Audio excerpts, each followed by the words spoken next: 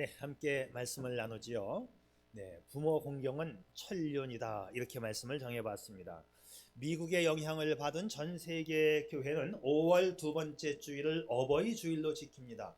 우리 기독교가 어버이 주일을 지키는 것은 참으로 수준 높은 종교임을 말해주는 증거이지요. 성경이 부모에게 효도하고 공경할 것을 가리키는 것은 기독교가 정말 고등 종교임을 말해주는 것이고, 부모와 자식 간에 맺어진 이 관계는 천륜 관계임을 확증해주는 증거가 됩니다. 대부분의 모든 종교는 그들의 신, 자기의 신에게만 헌신할 것을 강조하지요. 그런데 우리 기독교에 어린이 주일이 있고 어버이 주일이 있다는 것은 우리 기독교가 얼마나 친인간적인가를 말해주는 대목입니다. 인간의 삶 가운데에서 가장 가까운 관계는 부모와 자식 간의 관계이고, 이것은 뗄래야 뗄 수가 없는 천륜 관계입니다. 그런 차원에서 성경은 부모에게 순종하고 공경하고 효도할 것을 말씀하고 있죠. 오늘이 어버이 주일입니다. 오늘 말씀의 제목, 그래서 부모 공경은 천륜이니라 했습니다. 천륜이라고 하는 것은 이 부모 형제 사이에는 변함없는 도리가 있어야 한다. 그게 천륜이에요. 하늘이 내린 도덕적 관계라는 것이지요. 누구도 끊을 수 없는 관계다. 유명한 철학자 피타고라스와 플라톤은 부모는 신들 다음이며 신처럼 존경해야 한다 그랬어요. 고대의 철학자들도 부모의 권위를 신적인 위치에 올려놓았다는 것이 참 인상적이지 않습니까? 그러면 왜 부모의 권위는 그토록 존중되어져야 할까요? 오래전에 신문에 기고되었던 내용인데, 한 아버지의 고백입니다. 들어보세요. 29살에 그는 14시간을 기다려서 자식의 울음소리를 들었다고 합니다.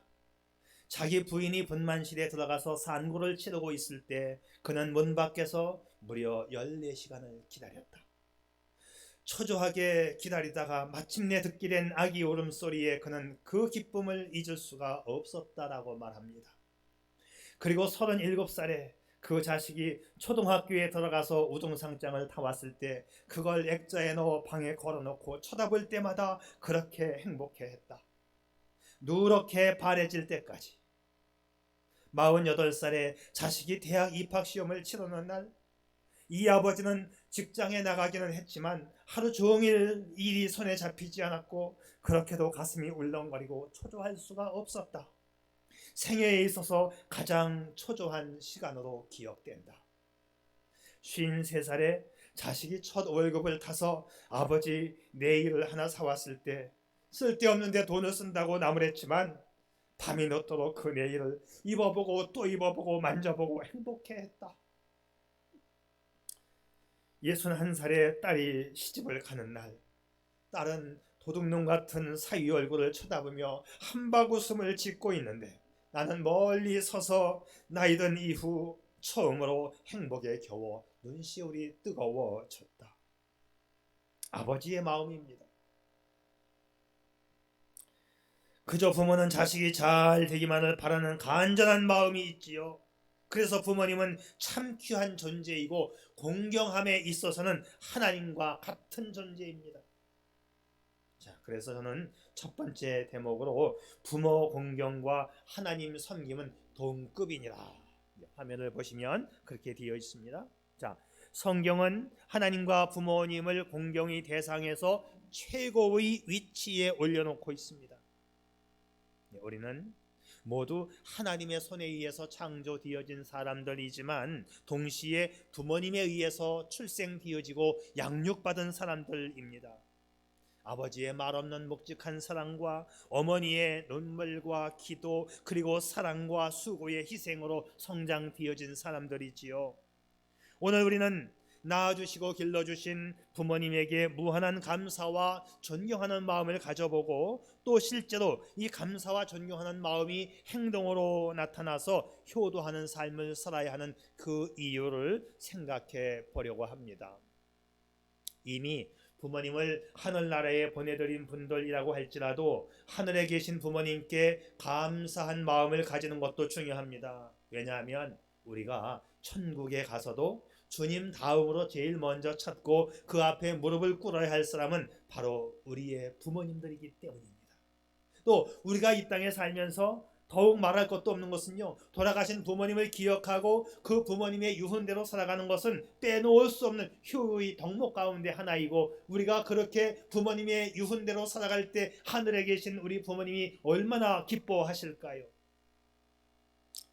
그래, 저도 그제 어머니께 전화를 드렸어요. 어머니, 제가 며칠 전에 백내장 수술을 했어요. 했더니 어머니의 마음, 나도 안 했는데 벌써 하고 슬퍼하는 마음이 들려와요. 그래, 얼른 그냥 엄청 잘 보여요. 그랬지요. 그랬더니 잘 보여.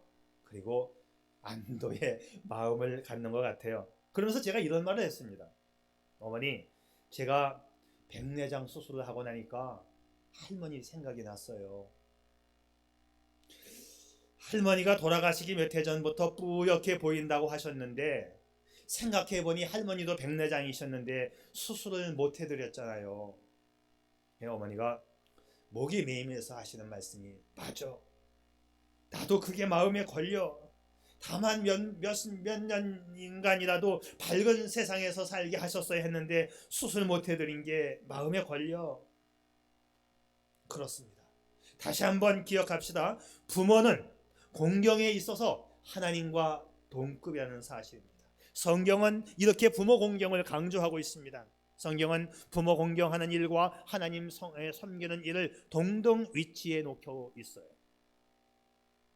구약 성경을 보게 되면 레위기 19장에서 너희는 거룩하라, 나 여호와 너희 하나님이 거룩함이니라.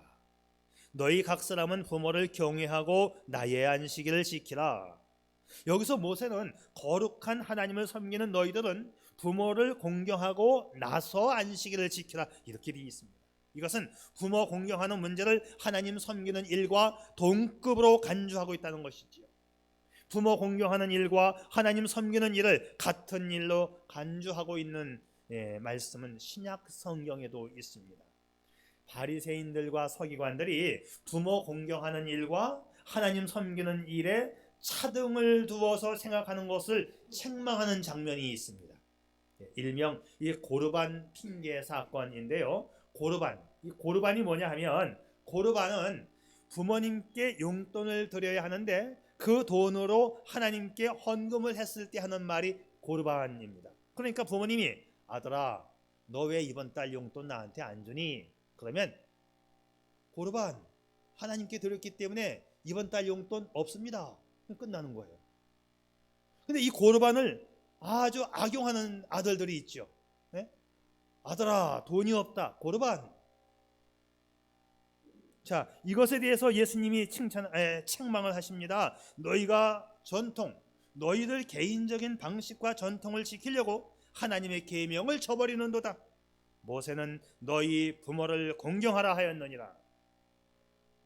이 당시 사람들은 바리새인이나 서기관들의 잘못된 가르침을 받아서 하나님의 계명을 잘못 이해하고 있었어요.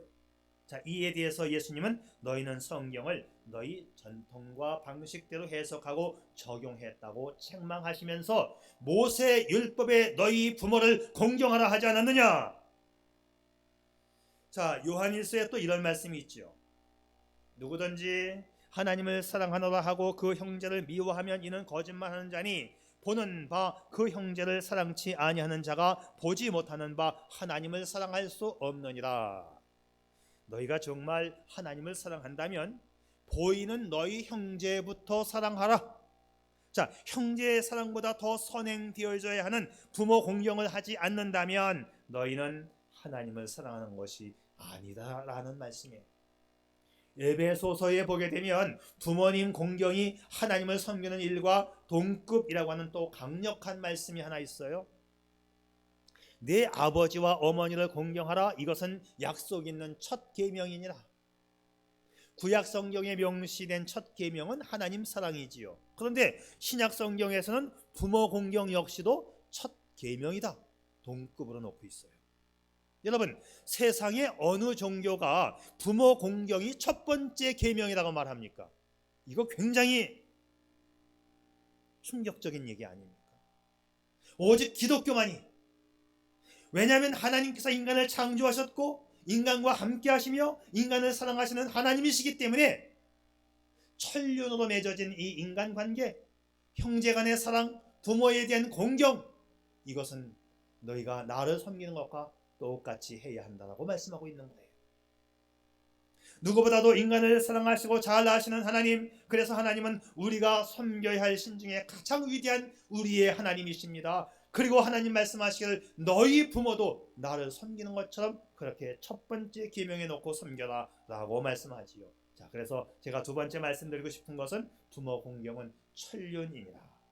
부모 공경은 하나님께서 명하신 인간 세상의 윤리 가운데 가장 중요한 도덕 윤리입니다. 이 하나님은 세상 모든 피조물들에게 다 자식을 사랑하고 아끼는 모성애를 주셨죠. 우리 여성분들은 아실 거예요. 모성애. 부모는 자식을 사랑하고 자식은 부모를 공경하면서 인류의 질서가 유지되도록 하나님이 그렇게 만들어 주셨잖아요.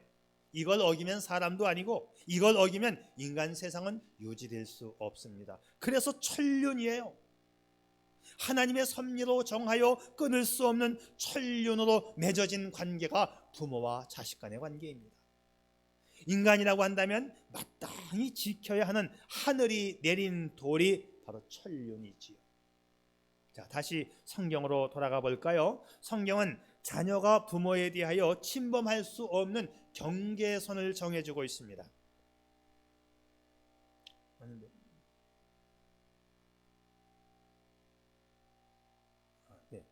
레위기에 보게 되면 무릇 그 아비나 어미를 저주하는 자는 반드시 죽일지니 그가 그 아비나 어미를 저주하였은즉 그 피가 자기에게로 돌아가리라.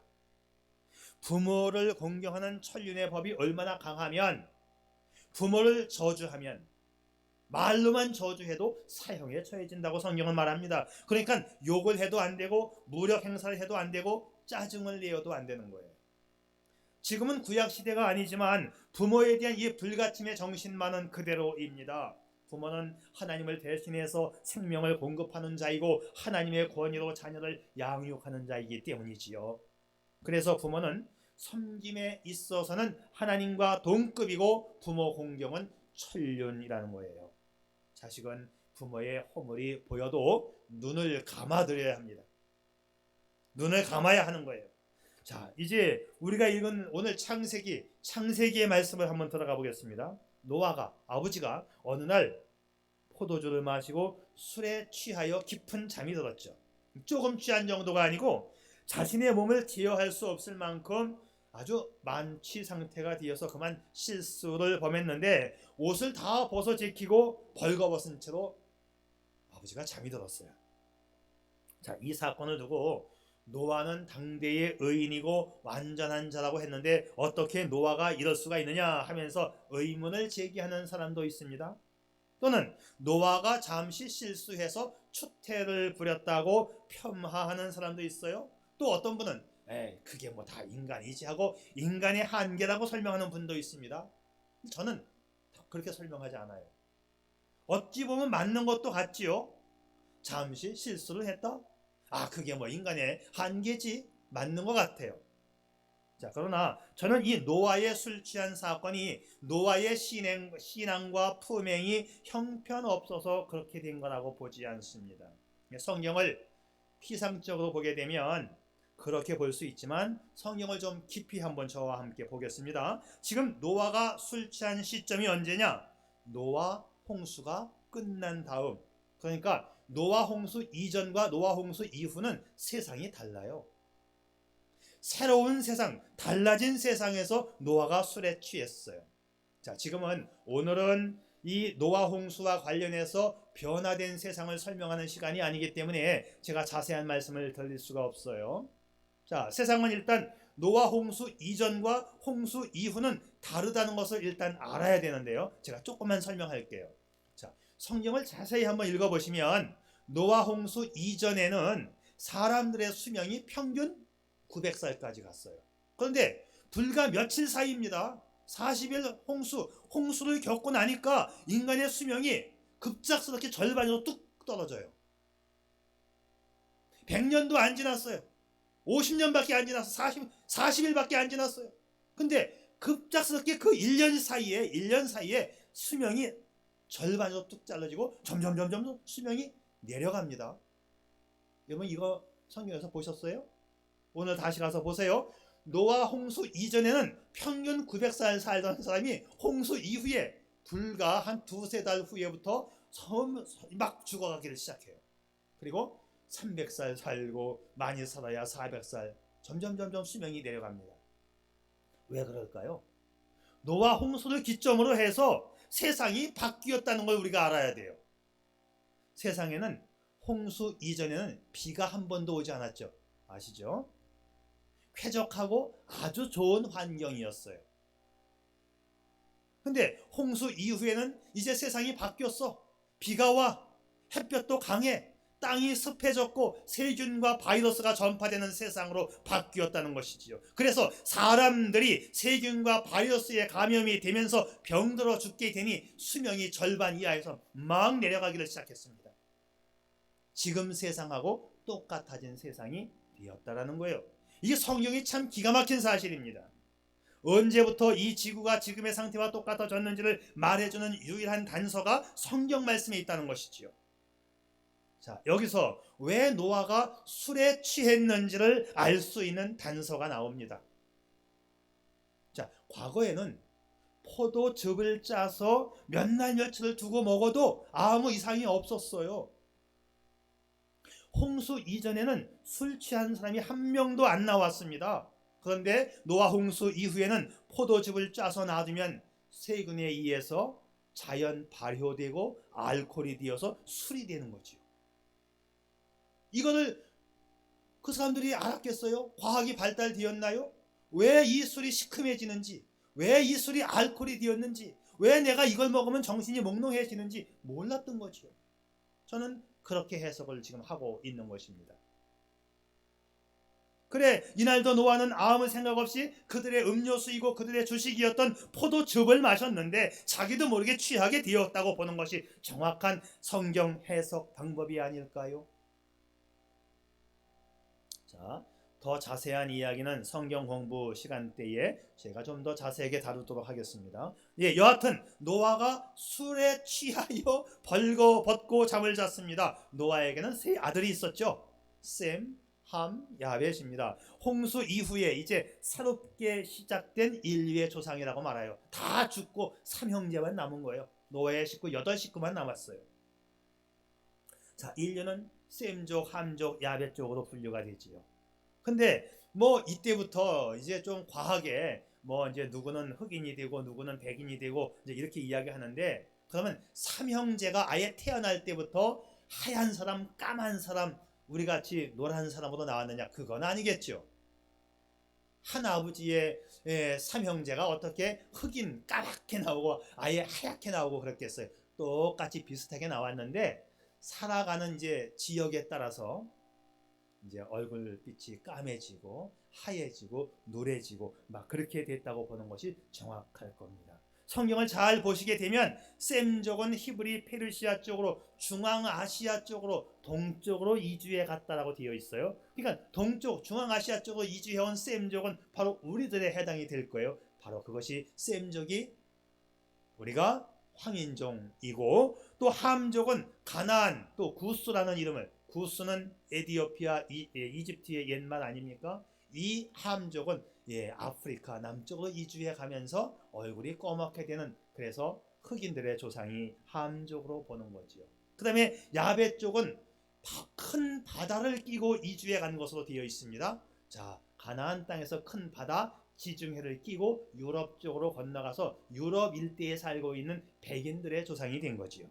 자, 이렇게 보는 것이 성경과 매치해서 가장 합리적으로 보는 것이에요. 처음부터 까만 사람이 아니고 처음부터 하얀 사람은 아닐 겁니다. 자, 그런데 이 삼형제 중에서 함이 제일 먼저 아버지의 실수를 보게 됩니다. 그리고는 이것을 다른 형제들에게 나가서 나팔을 불었어요. 야, 아버지가 빨개 먹고 잔다. 아버지의 수치를 공개적으로 떠벌린 겁니다. 아버지의 권위와 인격을 생각하지 않고 아버지의 잘못을 발설해 버렸어요. 그런데 나머지 두 형제, 첫째와 막내인 셈과 야벳 두 아들은 아버지의 허물을 덮어주기 위해서 아버지의 옷을 가지고 아버지의 그 텐트 안으로 들어가서 아버지를 덮어드립니다. 그런데 아버지의 허물을 덮어드릴 때 정말 아버지의 명예와 인격이 더 이상 실추되지 않도록 아버지에게 들어갈 때도 뒷걸음질 쳐서 아버지를 보지 않고 들어가서 뒷걸음질 쳐 들어가서 옷을 가지고 아버지의 하체를 덮어드렸다고 성경은 말합니다. 셈과 야벳이 옷을 가져다가 자기들의 어깨에 메고 뒷걸음 쳐 들어가서 아버지의 하체를 덮었으며 그들이 얼굴을 돌이키고 아버지의 하체를 보지 아니하였더라. 성경은 삼형제 중에 아버지의 수치를 덮어드리는 첫째와 막내 이 셈과 야벳의 행동을 자세하게 보도하고 있습니다. 그런데 둘째 아들 함은 아버지에 대한 존경과 예의도 없이 이 사실을 공포해 버렸어요. 우리는 이 장면에서 인류 최초로 부모에게 예의를 갖추고 효도하는 장면을 지금 보고 있는 것입니다. 자, 이어지는 성경을 보게 되면 아버지에게 예를 갖춘 셈과 야벳은 칭찬과 복을 받았고 아버지에게 무례한 행동을 했던 함은 저주를 받아서 형제들의 종이 되었다고 기록되고 있어요. 여기서 우리가 반드시 기억해야 할 것은 지금 이게 창세기에 있는 말씀 아닙니까? 창세기. 그러니까 이스라엘의 율법인 십계명이 아직 성문화되기 전이에요. 십계명이 만들어지기 전 창세기, 아주 초창기. 십계명 이전부터 부모에 대한 존경을 기본적인 도덕률로 삼고 있다는 것을 이미 창세기가 말해주고 있는 것입니다. 우리가 부모를 공경하고 효도를 해야 하는 것은 즉 법으로 정해져서가 아니라 가장 원초적인 인간의 본래의 사명이요 도리라고 하는 말씀이지요. 그래서 부모 공경은 하늘이 내린 천륜입니다. 자, 오늘의 결론입니다. 부모를 공경하면 복을 받습니다. 성경은 부모를 공경하는 자에게 장수의 복을 약속하셨죠. 네 부모를 공경하라. 그리하면 네 하나님 여호와가 내게 준 땅에서 네 생명이 길리라. 그런데 이와 같은 십계명이 성문화되기 전인 창세기 노아 사건에서 아버지의 수치를 감추어준 두 아들과 아버지의 수치를 발설한 둘째 아들의 결과가 어떻게 되었는가 오늘 본문에 나오고 있습니다. 먼저 축복의 결과부터 보지요.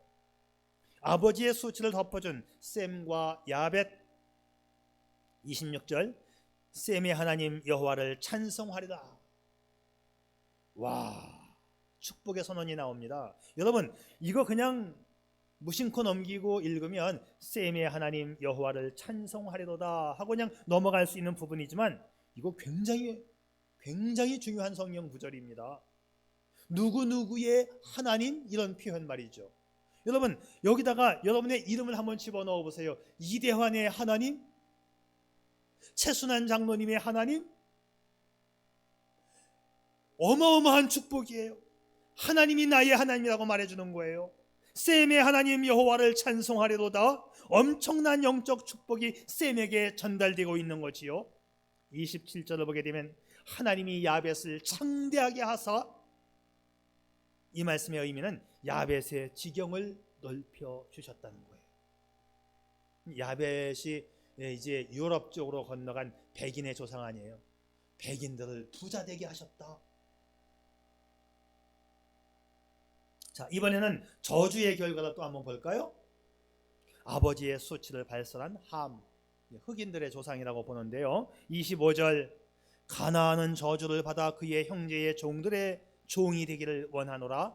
안타깝게 가나안은 저주를 받아서 종이 된다. 27절도 하나님이 야벳을 창대하게 하사 셈의 장막에 거하게 하시고 가나안은 그의 종이 되게 하시기를 원하노라. 근데 가나안이 저주를 받아서 종이 되었다고 했어요. 근데 죄는 함이 지었는데 왜 자꾸 가나안이라고 하는 이름이 나오지요? 함이 죄를 지었는데 가나안은 종이 되기를 원한다. 가나안은 그 형제의 종이 된다. 왜 그랬을까요? 네, 성경을 또 잘 읽어보게 되면 이 가나안이 누군지를 알 수가 있는데요. 방주에서 나온 노아의 아들들은 셈과 함과 야벳이며 함은 가나안의 아버지라. 함을 저주하지 않고 함의 아들을 가나안을 저주하는 걸로 나오고 있어요. 아버지의 수치를 발설했던 사람은 함인데 저주는 그의 아들 가나안이 받고 있다는 것. 이 아들의 이름이 지금 3번 나와요. 가나안은 함의 아들이다가 오늘 본문 가운데 3번 나옵니다. 이걸 왜 강조하고 있지요? 저주받은 함, 그의 아들은 가나안이야, 그의 아들은 가나안이야, 그의 아들은 가나안이야, 3번씩 말을 합니다. 여러분, 자식의 고통은 부모에게 몇 백배, 몇 천배의 고통이 되는 법이죠. 차라리 내가 아픈 게 낫지, 자식 아픈 것을 부모는 못 보는 겁니다. 함의 입장에서 보게 되면 내가 아프면, 내가 저주를 받으면 더 좋겠는데, 이런 의미에서 함의 아들 가나안에게 내려진 저주가 함에게는 엄청난 고통이 아닐까요? 그리고 이 저주는 아버지가 지은 죄가 아들에게로 간다는 것을 말해주고 있는, 그래서 이 저주는 후손으로 내려간다는 것을 암시해주는 말씀입니다. 그래서 그런지 오늘날 함의 족속이 저 아랫지방으로 내려갔던 사람들이 좀 못사는, 흑인들이 좀 못사는 것이 그래서 아닌가 하는 생각도 들어집니다. 물론 흑인들도 이 말씀을 듣고 다시 하나님 말씀을 잘 믿고 열심히 살면 다시 복을 받아요. 그런데 이미 창세기에서부터도 이렇게 함의 자손들 가나안은 종이 될 거야, 가나안은 종이 될 거야, 가나안은 종이 될 거야 3번씩 외친 이유를 생각해 볼 필요가 있지 않을까요? 제가 이 미국에서 목회할 때 이거 함 얘기했다가 아주 혼났어요. 왜? 미국에는 흑인들이 많잖아요.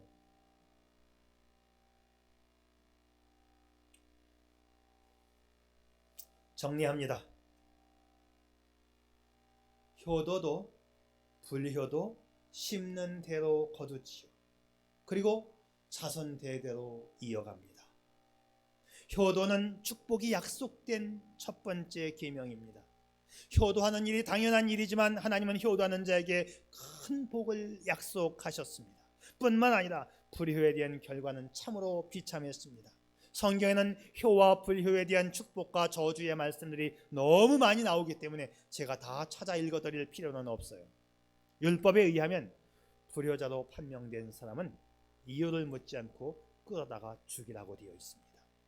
부모를 경홀히 여기는 자는 저주를 받을 것이다 할 것이요 모든 백성은 아멘할지니라. 여러분의 가문에 하나님의 복을 불러드리는 가장 확실한 방법 중에 하나가 있다면 부모님께 대한 효도입니다. 끝으로 어머니의 눈물이라고 하는 글을 소개하고 말씀을 마치겠습니다. 이제 교도소에 수감됐던 어떤 분의 글인데요. 실제 글입니다. 작년 겨울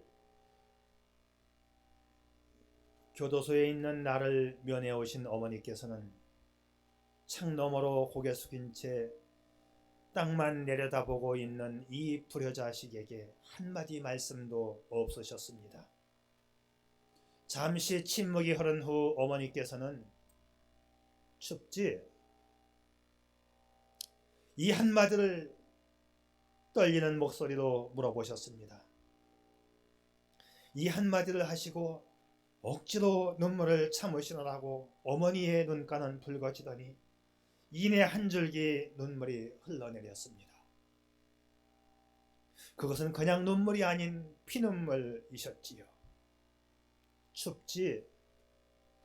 겨우 그 한마디 하시고 접견 시간을 다 보내버린 어머니는 성경책 한 권을 남기시고 떠나가셨습니다. 그 후 다시 면회가 없으신 어머니에 대하여 불평을 하고 있을 무렵 형이 면회 왔을 때 어머니에 대한 불평을 하자 형은 버럭 호통을 치시며 야 이놈아 아직도 정신 못 차리냐? 너 엄마가 어떻게 됐는지 알아?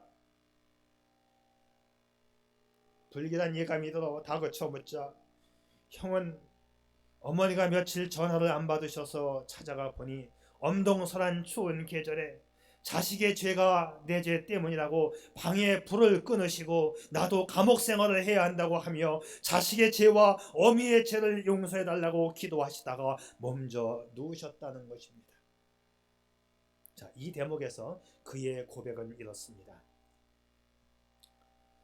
금수만도 못한 내 두 눈에 처음으로 뜨거운 눈물이 솟구쳐 올라왔습니다. 그리고 그날부터 나는 어머니가 남기고 가신 성경을 읽기 시작했고, 어머니의 눈물이 내 죄에 대한 하나님의 눈물이요 하나님의 사랑이신 것을 깨닫게 되었습니다. 네, 우리 기도하겠습니다.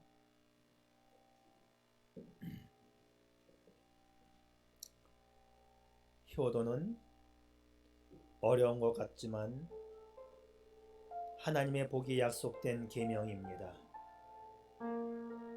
효도가 곧 신앙이고 효도가 곧 축복입니다.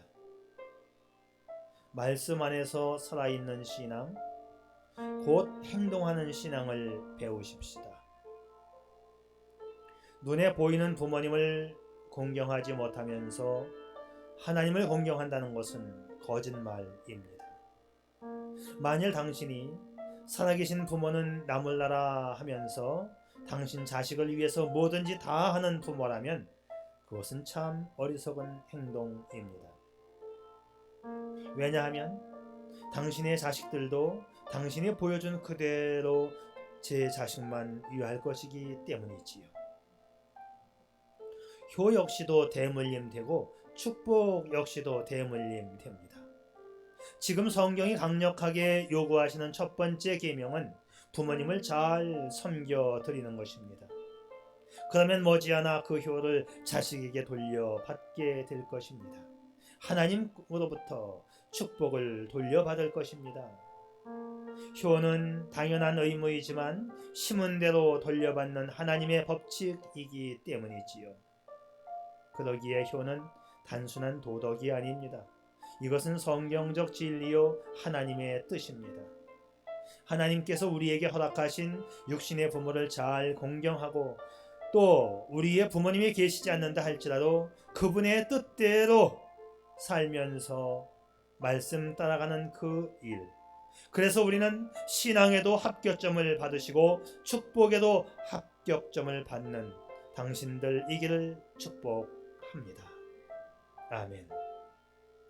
아버지 하나님, 우리에게 부모님을 주셔서 이 세상에 태어나게 하신 것, 그리고 지금까지 인도해 주신 것 감사드립니다.